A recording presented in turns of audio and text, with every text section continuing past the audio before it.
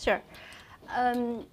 I should say that as export and import, all those global trade issue, and a lot of people say that this issue should be in discussion, in serious review under the current situation of climate change.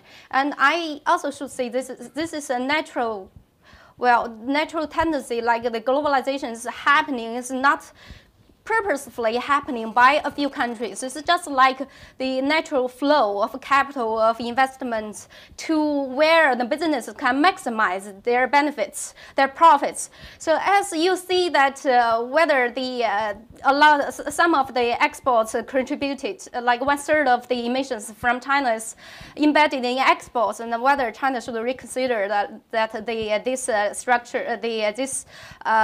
economic structure, I would say that since globalization is not a process rigged by a few countries, like the current world affairs is also not rigged by a few countries, like the current economic crisis is definitely having a heavy influence on the country and definitely affecting the country's export sectors, like a lot of mid and small export-oriented enterprises has been closing down, and massive layoffs of workers and rural laborers, and they return home. They return to their hometown and without any salary, without any future immediate hope for any future salaries. Like I do think that this kind of influences have already got the attention from the policymakers in China, and you can see the sign that they know this and they are so concerned about this from their latest stimulus plan they released to address the problem. And the plan, the money, slotted for to stimulate the economies. It's almost the same amount as the U.S. government has slated for the economic recovery. But most of the money that the government is slating to invest will be on those very extensive various aspects of social and economic aspects, and mainly domestically focused, and to increase the income of the rural residents, and also low-income urban residents, and also to invest in the infrastructure. And so they are looking at this moment more internally. So they are taking the chance to restructure the economy. As I see, the country is so big and the economy is so massive. It's just not like a switch. You switch it on, you switch it off, and then everything changes. It's not like that. It has inertia. It takes time.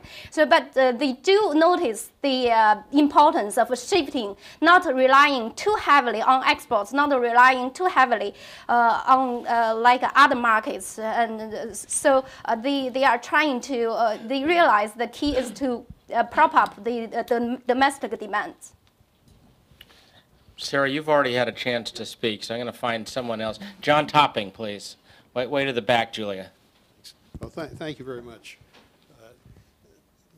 This question, I guess I would start with Satu on this one, because your country has been a leader in this, but it's really a good question for I think for everyone. It's touched on in the energy chapter right here in the book, but the right now in roughly 1/3 of the electric power in Finland comes from essentially energy recycling, cogeneration, or other ways of harvesting waste heat.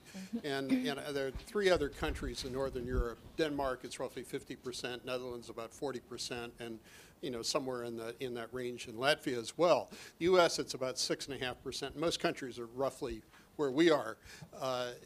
Essentially, one of the quickest things you can do right now by changing rules, knocking down in this country restrictions on this, changing transmission pricing, essentially is dramatically improving the efficiency of this by harvesting waste heat. And it's something that can go worldwide, and the economics, if you get the pricing right, are remarkably attractive. And there are some indications you could cut greenhouse emissions 20% in the U.S.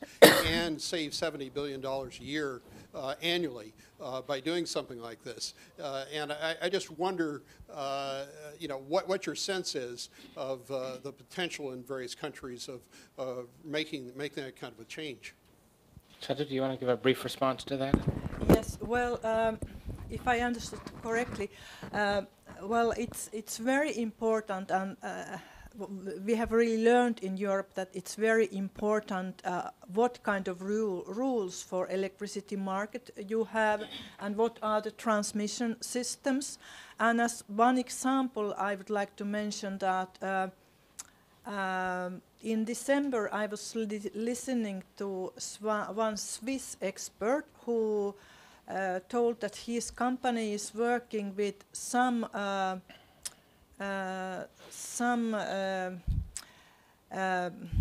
public sector entities. I don't remember if it was some states or some municipalities in USA, but anyway in USA to have more smart metering in the electricity system so that the consumers know better what they are consuming every moment and how much does this cost. And this kind of simple thing, well, the technology which you need, it's not completely simple, but anyway, it's doable. And when the consumers know what they are consuming and how they can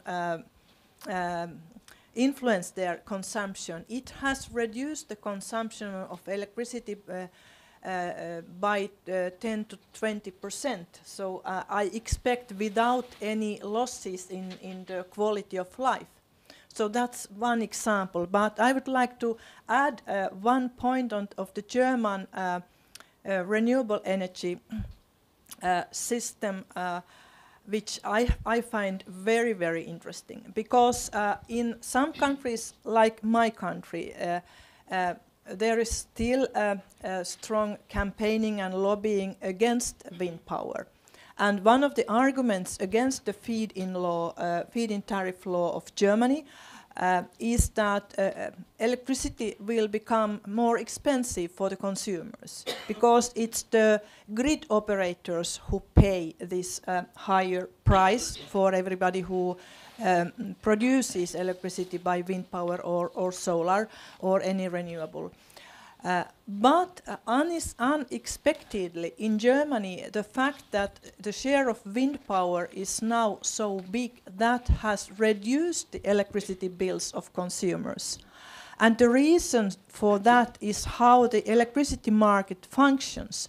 The short-term price of electricity, that follows the so-called marginal electricity price, which is always the most expensive power station which is operating. And so electricity consumption goes up and down, and always when new power stations are needed, it's the next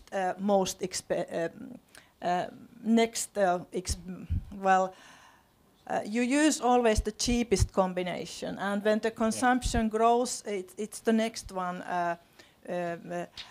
which is always more expensive, which you connect or where you increase the production.